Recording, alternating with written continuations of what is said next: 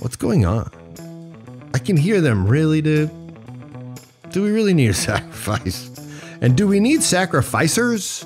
Do we really need priests? The short answer is yes. Hello and welcome to Why Are We Talking About Rabbits? That's this podcast aimed at folks like you. Maybe you are not feeling a sense of dislocation. If you're not after last week, well, then you really should go listen to, I don't know, McDonald's commercials. Because last week was wild. What was going on? Those were not quickly reproduced media memes. That was something a little deeper last week. But today we're going to, on this show, on this pod, we're going to talk about a heavy thing. We're going to do it lightly. We're going to wind in some culture. And we're going to talk about priests. What is a priest? What's a priestess? And we're going to do these things using theology, history, philosophy, and years of deeply immersive experiences in foreign cultures to figure it out. So yeah, welcome to WAWTAR. Why are we talking about rabbits? This is episode 30. This is priests, priestesses, and the protesters. So, what did you guys see as people bum rushed the Capitol? Yeah. The end of something or the beginning of something? I kept thinking that something's weird. Because there were like 8 cops there. What was that about? And the other thing was it sedition? That's an interesting question. That is also a future podcast. Because our president, he wasn't exactly playing down the idea of going to the Capitol and doing that stuff. On the other hand, the mainstream media, whatever that is, I just like to call it Don Lemon. There's a lot of crying on CNN. Maybe they're crying for the right reasons on this occasion. I don't really think so, but maybe. I mean, if they were there to kill people, that was a pretty lame group of killers. Lord. On the other hand, if this had been a speech given by Obama with people running at the Capitol shortly thereafter, what do you think Fox News commentators would be saying about that particular president? Let's call him Obama, or just call him Jim Smith. That president would, let's just put it this way, he'd be lining up for the gallows. In that world, it's a mess. And that's why I want to talk about priests. For real.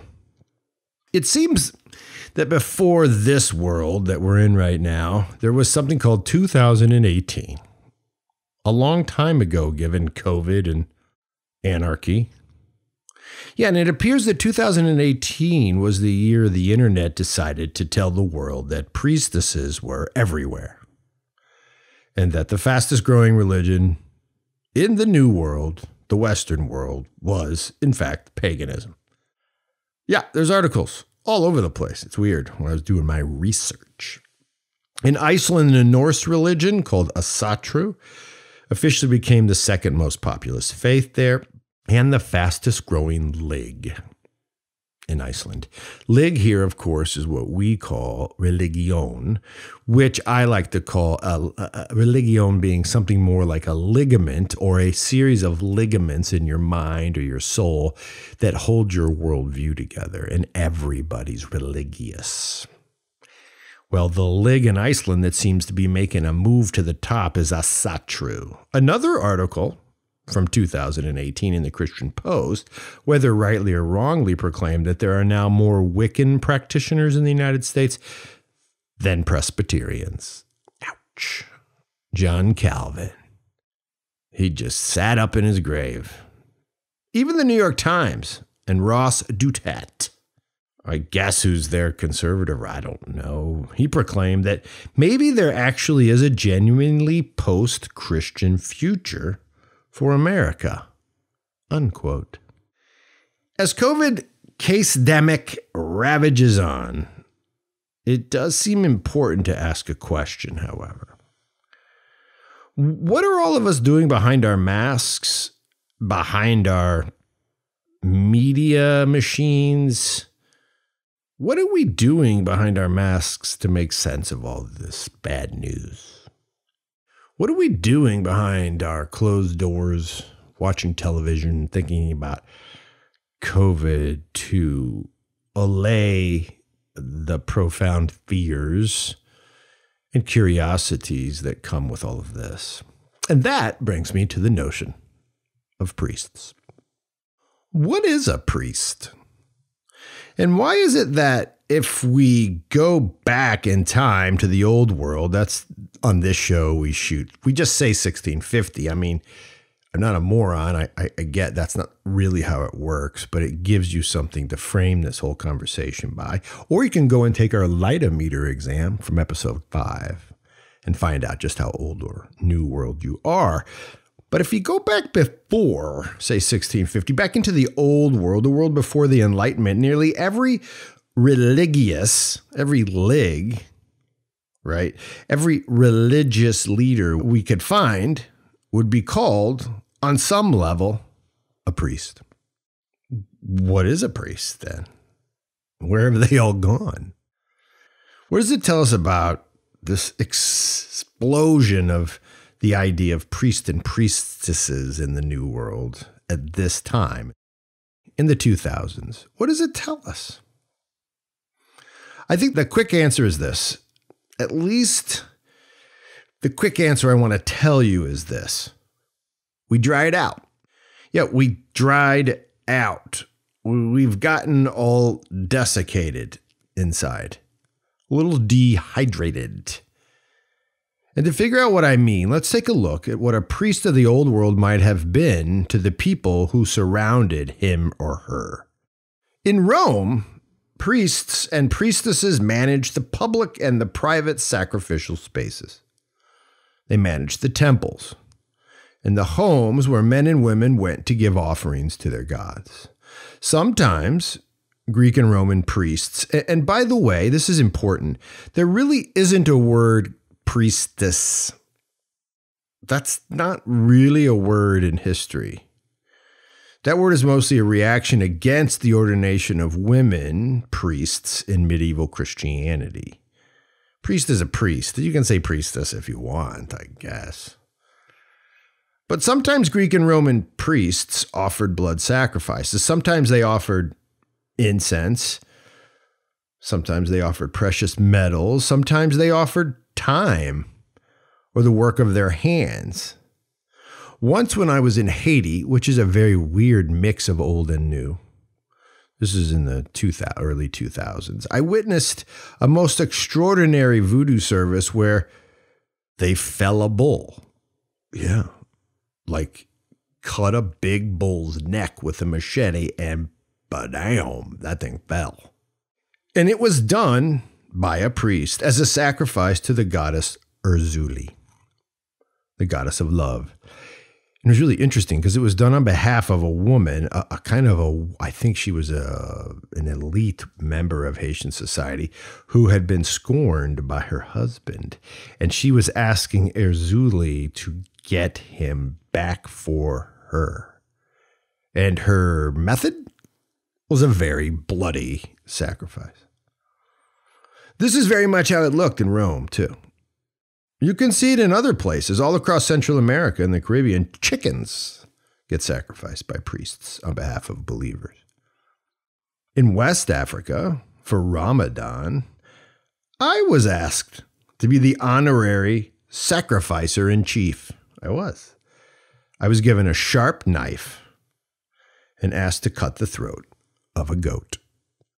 The goat, before I was asked to do this particular deed, well, he was held hard to the ground, sort of like knelt on, and his head was turned toward Mecca, and well, it was sacrificed. And I was the priest in the sense that I did the thing.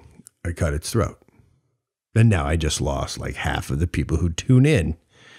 But I was being asked by the people of the village, by the imam himself, who was really the sacrificer in this case. I was being honored. I guess I could have flipped him off. Like, nah, I'm good. Yep, not doing that to your goat, which is just a goat. You're just doing a goat. You're killing a goat, man. You should do what we do and just hit it in the head with a really powerful bolt that comes out of a machine that they don't see coming. Don't actually hold it and have to kill it yourself. See what I'm doing there? I did it. And forgive me if you're mad about that, but I did it. And then we ate it. It was interesting. I played the role of the priest, and in some ways, that was intense. And I felt a power in that it helps to inform me about this thing we call priest. And what about the Christians? You know, every Sunday, there's a sacrifice on the altar. Well, most Christians these days have an altar. I should say some. That's a good question. Anyway, there's a sacrifice on the altar. In fact, that's one reason why churches right now during COVID are suing local governments. I know this is happening out in Seattle and all kinds of other places.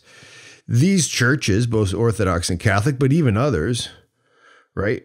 These churches that have been totally shut down in certain states, these churches are suing because you can't have church without the altar. You don't just whip an altar into shape like in your living room. It has to be consecrated. There's all this stuff going on. So when you shut down a church, you're actually shutting down the process of the bloodless sacrifice, which is kind of important for the people who practice that particular faith. In my case, it's Orthodox Christianity. The Catholics do the same-ish, right? Where there's an altar, you can't just abandon it in these traditions. They must be open in order to complete the sacrifice that is at the center of the liturgy. You can't really do it on Zoom. Do it, though, is not cutting off a goat's head, or at least its major artery. So what's going on here? What is the sacrifice thing? And for so many in the New World, why is it even still a thing? I can hear New Worlders. I can hear Uncle Seth saying, yeah, why is it still a thing that you do sacrifices? And what's going on? I can hear them, really, dude? Do we really need a sacrifice? And do we need sacrificers? Do we really need priests? The short answer is yes.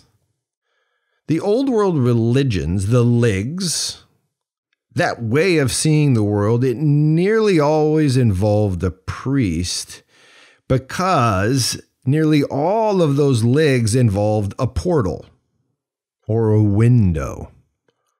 It involved a passageway.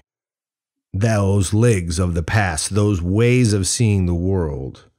And that window or that portal was always into the divine world. But of course, a window into the divine world is also a window into our world.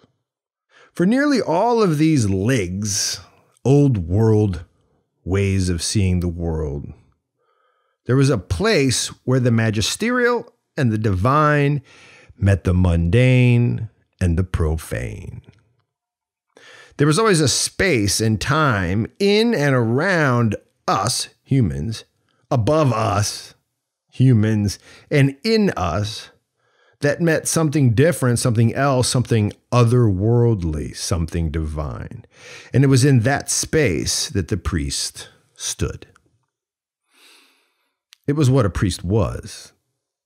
A window way of sorts, through which and by which one world met the other. And what was the sacrifice?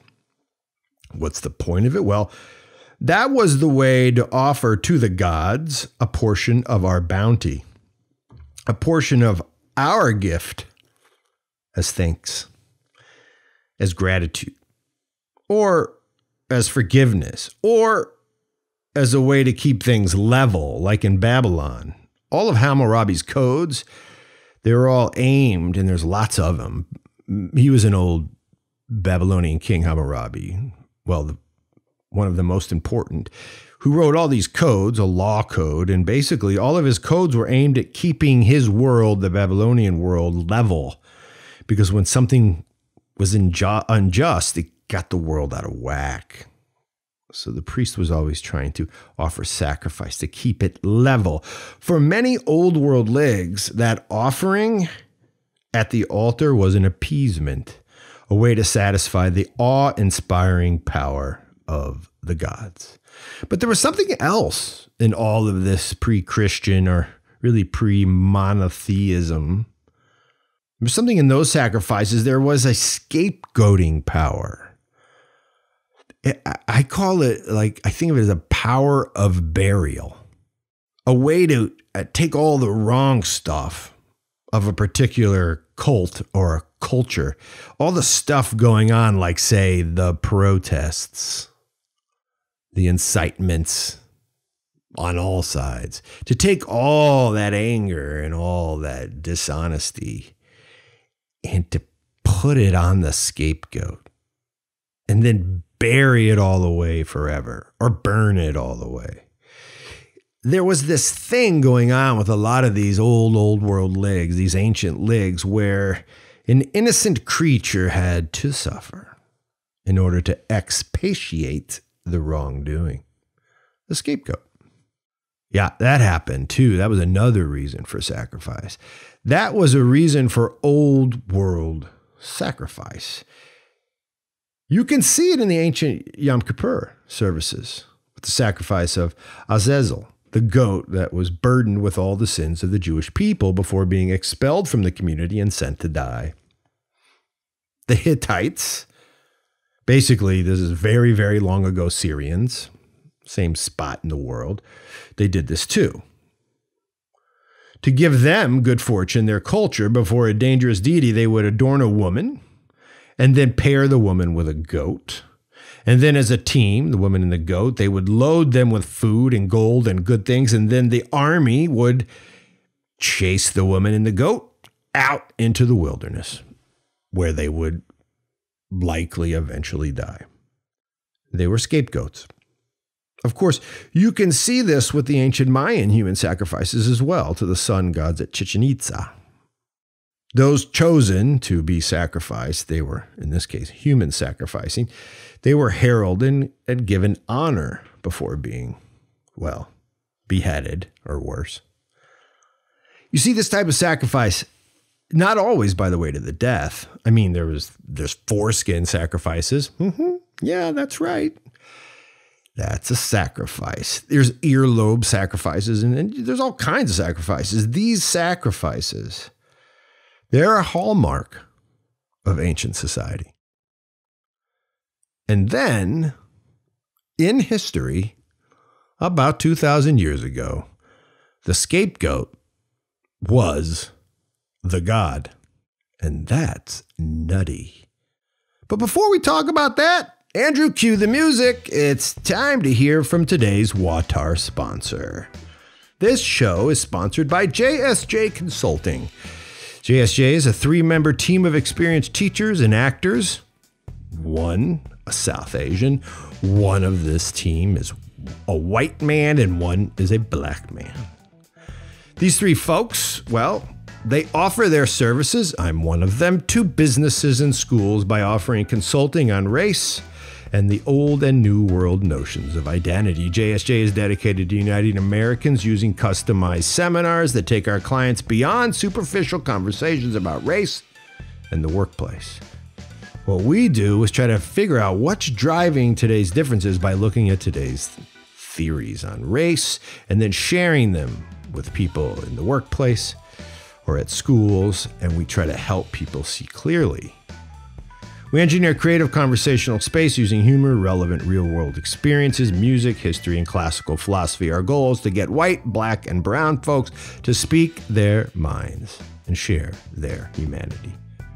We try to get people to keep it real. So if you need some important work done on this topic in your workplace, at your school, if you're an administrator or a leader, if you need to educate your business, on notions of race, which all of us do, think about giving JSJ a call.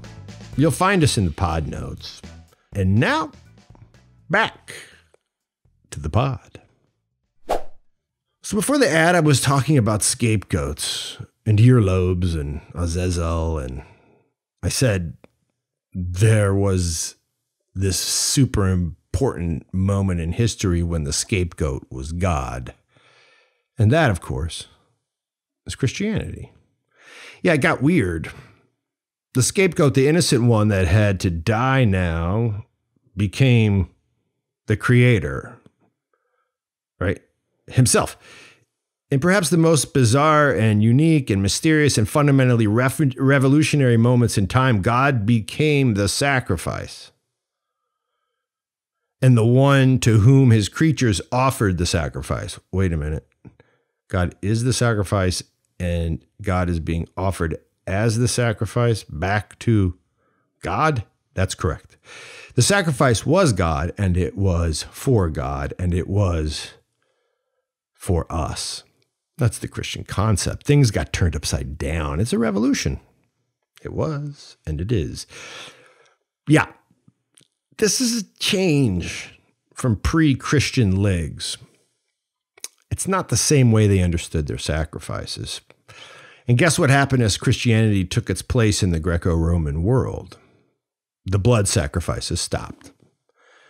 There wasn't a need for them anymore where Christianity was practiced, but there was still a need for the priest, the one who stood at the altar and offered the bloodless sacrifice.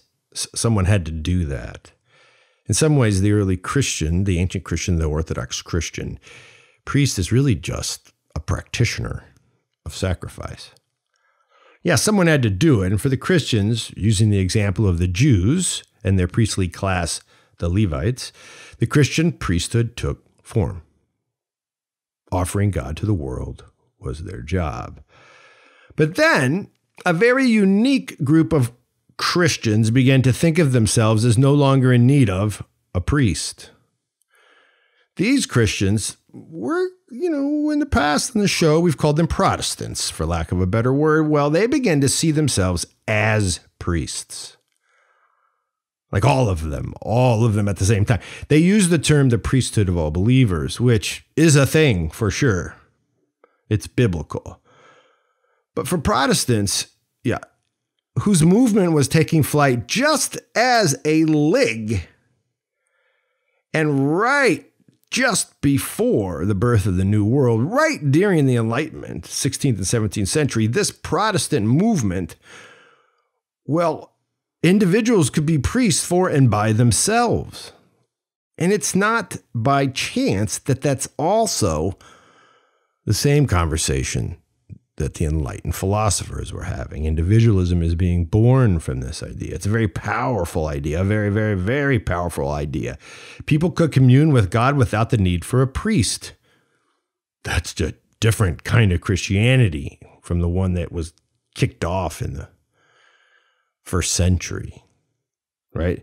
And it led to all kinds of other conclusions about life. And first among these other conclusions was that an individual could also be an individual fully, a true Christian without the sacrifice.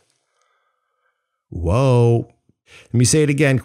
They could be a Christian without the sacrifice. Two things at once in that word.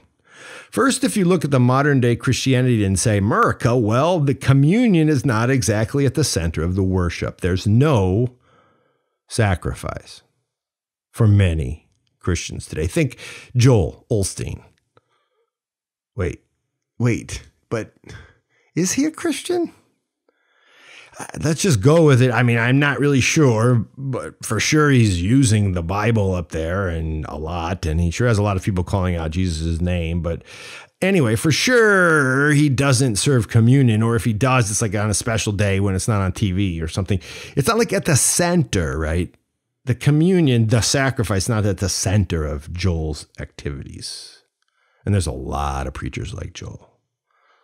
Let's not say any more about Joel. Anyway, if you look, even in mainline Protestant churches today, communion is seen as a sort of symbol of sharing things together, a way to symbolize unity. That's why you can go into most Protestant churches and they'll give you communion because they want you to be like feeling at home. The actual body and blood of Christ, that's again a little weird. Let's not think too hard about that, because is it though? Right? Modern Christianity is asking these questions. Sorry to ask them on the pod, but I'm sorry, it's in everybody's head anyway when they go to church, if they do. So look, right. There are some Protestants who get it in the old way. They're old liggers because they're using the lig of the ancient Christians to say, yeah, this is both and at the same time. That is the body and blood of Christ. Welcome to that experience. But it's also bread. There are Christians like that. There's plenty of them, but there's a whole bunch of others that just look at it as a symbol. It's like a way to be in a community. It's dinner shared by people. But is it a sacrifice? Like, is it the sacrifice? And the answer really is no for most modern Christians. And not because I just said so, but because you can see it. You see the actual proof that it's not the sacrifice, and it's in the fact that there are no priests. There's no sacrificer necessary. There's no need for the sacrificer because, let's be honest, it's not really a sacrifice anymore. We can all do it. It's just a thing, man. But here's the good news. Well, I don't know if it's good. You can decide whether it's good. But here's some news. The notion of the priesthood of believers is actually a notion well understood by the ancient Christians. It was never put away. They knew and incorporated this idea in all of their theology. They knew that every human being resides in the boundary between down and up, between dark and light. They knew that we all live somewhere on earth and in heaven at the same time. We are always living in this boundary between being and non-being. Ancient Christians, like so many ancient people, well, they knew that every human being was both God and man. And in that way, all human beings are priests, for sure. We humans sit on the window ledge. In fact, we are the window through which the light of divinity passes into the world. Yeah, it's nuts. And our job, the job of every God-man, well, is to be as translucent as possible. Let me say that again. It is to be as translucent as possible. We are meant to let the light pass through into the world. We are meant, in some ways, I like this idea, to be thin. We are meant to be light. Or better yet, so translucent that that which is passes through us and into the world, the fallen world in which we live. Now, it's starting to get sermon-y. Is there a sermon sound, Andrew, you could put in here? No. What's the sound of a sermon? Well, maybe it's Charlie Brown. Wah, wah, wah. Wah, wah, wah, wah, wah. I think that's the sound. Yeah, it's beginning to be a little sermon-y, but what I'm trying to really get across is this was a real thing. This is how people thought. And that thought itself changes culture, man. That thought itself, repeated over and over again into the lives of children, you carry that around with you. And though I believe it to be true, whether it's true or not, it becomes a part of culture. And that's what this show's trying to explain. And so that's what a priest is. But not all priests are priests. Even if all humans are priests, see, it's going to get a little paradoxical. Even if all humans are priests, not all priests are priests. See, the priest concept that this episode 30 is talking about, that concept is forever married to the notion of the sacrifice. Priests are the sacrificers of the holy things, and that super Jewish and super old world idea and super Christian idea is not a super new world idea. Let me end with a funny story. It's a Bible story. I know. Wah, wah, wah. But it's got a twist. The twist is not mine. It's a priest's twist, ironically. It was told to me by a priest who I admired still to this day very much, but he has died. His name was Father Thomas Hopko. And here's his story. It's the one he told me and my wife, who at the time was just a woman I knew, who I took to go see this priest speak. There's a hot date, huh? It was like 25 years ago. Here's the story he told. There was a father, and he had 2 sons. And one of his sons was wild. Oh, it's the prodigal son story. If you know it already, bear with us, but watch what happens. There's a twist. The prodigal son, yeah, that's right. Well, he's unruly, and you can kind of say he has ADHD, and you can kind of say he's rude. I don't know if he's spoiled, but he definitely wants what he wants. And what he wants in the story is his inheritance. He wants the cash money that'll allow him to go and be the person he really wants to be. He's like all of us. He's an American consumer. I want what I want, and I want it now. And his father gives it to him. And in the story as told by Father Hopko, he goes out, and you know how it goes. Even if you don't, it's pretty self-explanatory. He gets wild, he loses his money, he falls in with some ladies, he gets robbed, he gets hit in the head, and he ends up working at a pig pen. Now, the pig pen is a really important part of the story because he's a Jew in the story, and you don't really want to work with pigs if you've been raised a nice Jewish boy. But he is. He's not just working with them, he's actually living in the pig pen. It's like his pad, and he's sleeping in the mud. And one day, as Father Hopko tells the story, he imagines that the prodigal son gets up one morning and says, you know what the problem is? And this is the part of the story, the actual story where he goes, I need to go home. But Father Hopko said it like this. He wakes up on this particular Tuesday and he says, you know what I really need? I really need to get out of the mud because it's wet. And it's really eroding and degrading my skin, and it's making myself and me closer to death, and I want to fix that. So what I'm going to do is I'm going to lay some boards down, and I'm going to sleep on the boards tonight. Nice job, smart move. Then he adds a wall, and then he adds a beautiful roof, and then he adds windows. And he keeps building his house and eventually gets some curtains because, you know, that sun can be kind of bright. And pretty soon he realizes that he's created a space that's not the pig pen anymore. But, as Father Hopko puts it, is it really not the pig pen? Isn't it kind of still the pig pen? Well, outside he's got his pigs and inside he doesn't. And he goes to work every day and he realizes if he puts up a fence, he barely has to deal with the pigs. And that gives him more time to build another house and maybe even get a pig pen wife. And the story goes on.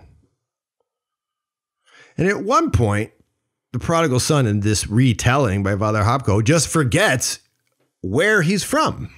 And in fact, even goes so far as to forget he's got a dad and a brother back at home. And he just lives the rest of his time in the pig pen. And that, ladies and gentlemen, Father Hopko would say, is us. We just made a super cool pig pen with a space force to protect the pig pen. It's a very good metaphor for what happened when we all decided at the big Enlightenment party that we were all going to have, well, whatever we wanted, and that we are not heaven and earth, we are not light and dark, we are not God and man, we are just animals rooting around and building cooler stuff than the other animals. The Enlightenment party said, stop thinking about going home and fix this pig pen. See, when the idea set in over the last 300 years, we not only built really cool pig pens, but we shut up our windows. We put a lot of curtains on there because those windows kept shining that light that kept telling us in the end we're pretty dependent on it. We wanted to think that we built and live as independent from all of that stuff. We don't have to go home. We stopped even knowing what it is to go home.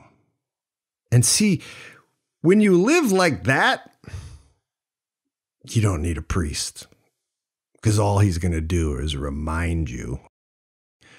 It's just going to remind you of where you came from. And that ruins the Pigpen party. Yep. Now we just consume stuff to make our pig pens really, really cool. But guess what? We've always done that. That's never really not been the case with humanity. It's just modern humans have made an art form of it. And that's why when you watch protesters on TV, literally, I mean, in every sense, making their politics their god, you realize that they really think they're going to fix the pig pen once and for all. Yikes. Shanice Gagimarjos, that means to you the victory, often said at the KB table in Georgia, and that's our pod for today. Thank you for coming along. WAWTAR was produced by Andrew Shork and Daniel Paternos, and our pod is brought to you by the creators of First Things Foundation. That's our nonprofit. We live and work in some of the world's toughest places. We immerse there in order to create momentum for change for local folks who, guess what, tell us the best idea. Yeah, First Things Foundation, check us out. And share WAWTAR with friends. Hit us up with solid reviews on iTunes and everywhere you get your podcasts. Your love for us allows us to love and serve others. Nakfamtis, hasta luego, cambufo, and I don't know the language of the pig pen. How do you say goodbye in the language of the pig pen? I don't know. I don't want to. Au revoir, that's French. No, I like France. See you next week when we have a little podcast with a guy named Jonathan Pajot. I highly recommend you tune in. Peace out.